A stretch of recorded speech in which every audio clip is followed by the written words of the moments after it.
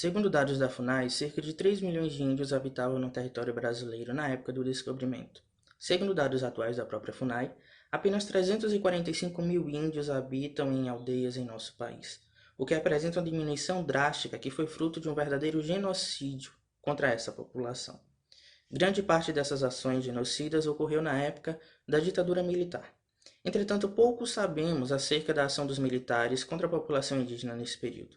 A Comissão Nacional da Verdade, por exemplo, teve acesso a um número limitado de apenas 10 etnias das 434 que foram vítimas de violações de direitos humanos.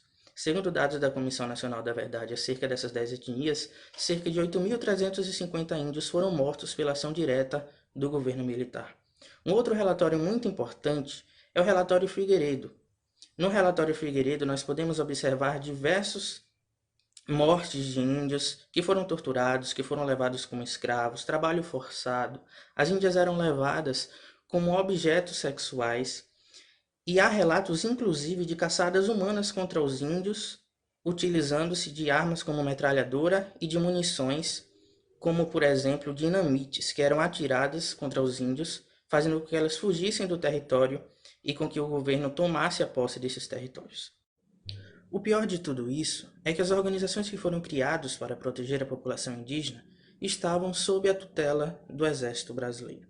Um grande exemplo disso é o SPI, Serviço de Proteção ao Índio, que foi criado em 1910 e tinha como seu diretor o Marechal Cândido Rondon, que era extremamente ligado ao Exército. Inicialmente, o SPI tinha como intuito a proteção dos índios, mas era uma verdadeira mistura de uma política assistencialista com uma política de aculturação progressiva, ou seja, ao mesmo tempo que eles protegiam os índios, eles iam matando pouco a pouco a sua cultura.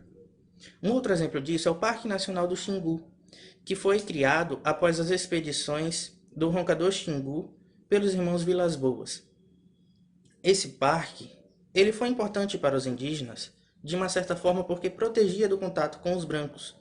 Entretanto, esse parque serviu muito ao exército brasileiro, principalmente porque eles agrupavam os índios em um único local, fazendo com que outras áreas ficassem livres para a construção de estradas, hidrelétricas e os demais desenvolvimentos pretendidos pelo governo militar. Até mesmo a FUNAI, que foi criada em 1967, como uma resposta aos escândalos de corrupção e de violação dos direitos humanos envolvendo empresas, latifundiários e servidores do SPI, foi militarizada e foi utilizada inclusive como uma medida de segurança nacional devido aos inúmeros conflitos que estavam ocorrendo com a população indígena naquele período. Eu sou Jean e vou falar um pouco sobre a inserção do índio na Justiça de Transição. Após a promulgação da Constituição Federal de 1988, que rompe com o regime ditatorial e estabelece a democracia, surge o período transacional. É nesse contexto que surge a Justiça de Transição, definida pela ONU como conjunto de medidas e mecanismos associados à tentativa de uma sociedade lidar com um legado de abusos em larga escala no passado. O autoritarismo resultou em submissão total das sociedades indígenas que ocupavam o solo brasileiro. Muitas tiveram seus territórios ocupados pelo Estado por seu interesse econômico em suas terras. A população indígena restou vitimada de reiteradas ações violentas, como estupro, escravização, torturas, dentre variadas outras. Com essa breve retomada das violações dos direitos dos indígenas durante a ditadura militar, a gente observa que se reúnem todos os pré-requisitos para que esse contexto histórico seja investigado pela Comissão Nacional da Verdade, que trataremos a seguir, e também pela reparação da Justiça de Transição. A Justiça de Transição pretende articular mecanismos que reparem todas as vítimas desse período através de 4 eixos fundamentais: o direito à memória, à verdade, à justiça e à não repetição dos fatos ocorridos no passado. Com objetivos de evidenciar e reconhecer abusos do passado, combater a impunidade, restaurar a dignidade das vítimas e facilitar o acesso à verdade, contribuir para a justiça e reparação, a primeira Comissão da Verdade surgiu em 1974, na Uganda. A partir daí surgiram na Argentina, Alemanha, Chile e se espalhou pelo mundo. No Brasil, a Comissão Nacional da Verdade foi instituída em 12 de maio de 2012 pelo governo federal, destinada à apuração de graves violações de direitos humanos entre 1946 e 1988, com ênfase na ditadura militar. O uso de instrumento da justiça de transição com a aplicação da Comissão da Verdade tem efeitos de fortalecimento de uma cultura democrática e concreta reparação aos vitimados. Boa tarde, gente. Para quem não me conhece ou para quem já se esqueceu de mim, eu me chamo Maria Caroline e vim apresentar para vocês algumas medidas reparatórias que foram criadas ao longo do tempo com o intuito de dar um amparo legal aos direitos dos índios, não é? Uma reparação aos danos causados a eles durante todo esse tempo, não é? Como um principal deles, a colonização. É de conhecimento de todo mundo a FUNAI. A FUNAI é a Fundação Nacional do Índio, não é? Ela foi criada em 1967. Entretanto, antes existia outro órgão chamado Serviço de Proteção ao Índio, o SPI. Ele possuía como objetivo proteger os índios de ataques. Porém, ele também queria civilizá-los, ou seja, uma maneira de aculturação. Eles protegiam, porém, queriam que os índios deixassem seus costumes, não é? Eles queriam transformar os índios em trabalhadores nacionais, visando a economia do país. A FUNAI, ela já veio com outro objetivo, não é? Ela veio com a valorização da cultura indígena, ela veio para criar políticas públicas, né, favoráveis aos índios, na melhoria sempre da cultura. Ou seja, a FUNAI quer dar uma continuidade, né, a esta cultura, a este povo.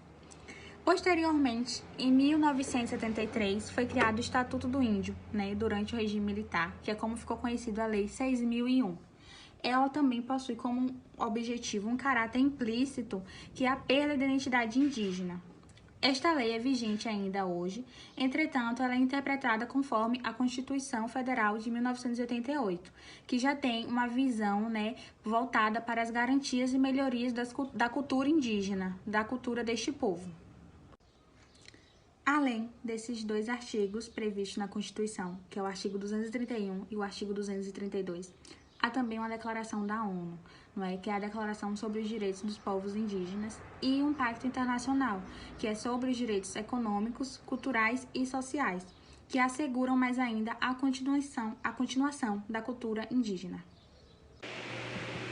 Olá, eu me chamo Glória e eu vim falar um pouco sobre a luta constante que os índios enfrentam para garantir os seus direitos.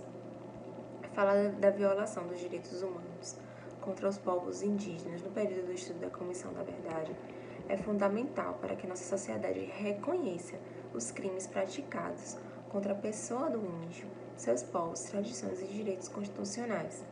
Esses direitos constitucionais estão expressos em um trecho da Carta de 1988 da Ordem Social, capítulo 8, no caput do artigo 231, que reconhece aos índios a sua organização social, costumes, crenças, a sua origem de terra, bem como no Estatuto do Índio. Uma das lutas constantes e incansáveis desse povo é pela demarcação de terra, onde em 2008, segundo o relatório anual da Organização da Anistia Internacional, gerou diversas mortes, violências, intimidações e violências de direitos humanos. Atualmente, o governo do presidente Jair Bolsonaro tem criado diversas manobras para impedir os pedidos de reanálise de processos de demarcação, mudança de composição de grupos de trabalho, técnicas de etnias, estratégias criadas pelo atual governo para não ceder às reivindicações dos índios. Emocionalmente, maiores níveis de pobreza. As mulheres indígenas sofrem o dobro. Primeiro, pelo simples fato delas serem mulher. Segundo, por serem indígenas. São totalmente excluídas e das tomadas de decisões e direitos à terra. Eu queria trazer para vocês, como o vídeo é caseiro, eu queria trazer para vocês só um pedacinho de um vídeo, de um documentário que se chama Mulheres Indígenas, Voz por Direito e Justiça. Eu achei muito importante e queria enfatizar mais uma vez o poder da mulher, inclusive dentro dos povos indígenas. Na minha pesquisa, eu fiquei muito feliz em ver que, em meio a tanto sofrimento, em meio a tanta desigualdade, a tantos direitos violados, as mulheres têm. Os 10 anos da Declaração das Nações Unidas sobre os Direitos dos Povos Indígenas, completados em 2017, trazem à tona questões de direitos, identidades, territorialidade e articulação política. No diálogo com a ONU Brasil, as mulheres indígenas têm buscado parceria para a afirmação de sua liderança política, visibilidade dos seus direitos e reconhecimento das suas vozes pela resistência dos povos e territórios.